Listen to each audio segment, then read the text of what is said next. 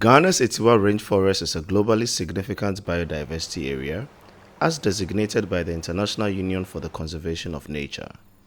The forest is home to about 5 critically endangered species, including the white-napped mangabe. The reserve is also the source of 3 important rivers that provide water to more than 5 million Ghanaians. Yao Kran lives around the Etiwa, and she used to get her water from streams in the forest reserve. She says in the last 5 years, illegal mining and tree logging in and around the forest have ruined these bodies of water. Growing up, we always drank water from the streams that came from the forest. They were very clear streams. But over the past 5 or 6 years, they have all been heavily polluted, and we can't even drink or cook with the water from these streams. Even the water running in the taps has been contaminated by this illegal mining, and we can't use it for anything. In 2018, the government of Ghana signed a deal with a Chinese state-run company, Sino-Hydro Corporation Limited, to mine bauxite from the forest, an action that environmental advocates say is illegal and risks the lives of over 100 threatened or near-extinct species. Although the official mining of bauxite in the forest has not begun, communities that live around the reserve say the forest has been under attack since the deal was signed. People are mining seriously within the forest. There are illegal logging that is also going on.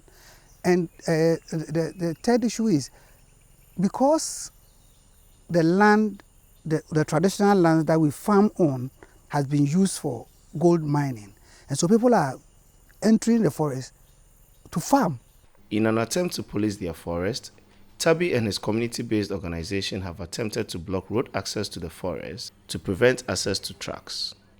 They also criticize the government for not enforcing forest protection laws or prosecuting people who engage in what Tabi calls galamsey, the local term for illegal mining. We think that the government has intentionally is looking elsewhere and allowing these galamsey people to destroy the forest so that they use that as an excuse, pretends to say that, oh, the forest has already been destroyed, and so if we are going to mine bauxite, why not?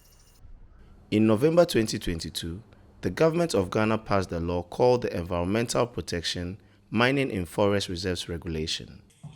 Environmental advocates say this law gives the presidency power to authorize mining in forest reserves that were supposed to be under government protection. They say an older law and guidelines for mining in production forests exempted globally significant biodiversity reserves, whereas this law targets them.